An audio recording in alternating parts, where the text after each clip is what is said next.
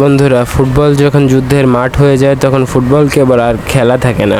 Portugal আর চিলির মধ্যে high voltage ম্যাচে যা হলো তা ভাবার মতো নয়। ইয়োহান কানসেলোর একটি ট্যাকেলকে কেন্দ্র করে মাঠের মাঝখানে ছড়িয়ে পড়ল চরম ঝগড়া। চিলির ইভান রোমান আর পর্তুগালের রাফায়েল লিয়াও মাঠের মাঝখানেই ঝগড়া করতে শুরু করে দিলেন এবং এটা পৌঁছে গেল হাতাহাতি পর্যন্ত। সে সময় রেফারির পকেট থেকে জোড়া লাল কার্ড বের হয় এবং রাফায়েল লিয়াওকে এবং ইভান রোমানকে বের করে দেওয়া হয় মাঠের মাঝ থেকে। ম্যাচের শুরু থেকেই দু দলের মাঝখানে যেন এক অদৃশ্য যুদ্ধ চলছিল। দোনো দলের মাঝখানে অনেক ফাউল হচ্ছিল।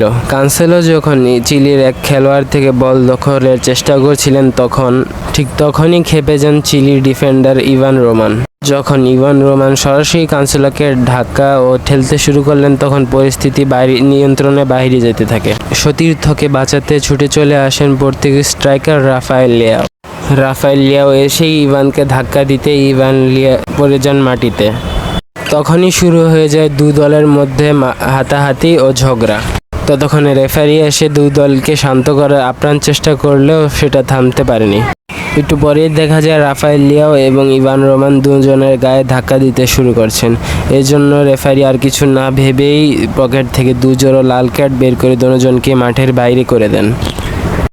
অশুভ ও কুৎসিত ঘটনার রেশ কাটতে না কাটতেই আরেকটি ঘটনা দেখা দিল।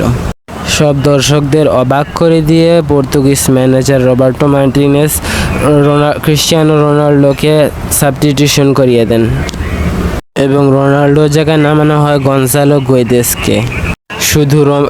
শুধু রোনাল্ডোকে নামিয়েই শান্ত হননি পর্তুগিজ ম্যানেজার, একে একে 5টি সাবস্টিটিউশন করে দেন এবং তাদের গোলকিপারকেও সাবস্টিটিউশন করে দেন পর্তুগিজ ম্যানেজার। তিনি একযোগে Bernardo Silva, Reno Costa, Renato Veiga এবং নেলসন সেমেডোকে এবং তাদের গোলরক্ষককেও নামিয়ে দেন মাঠের বাইরে।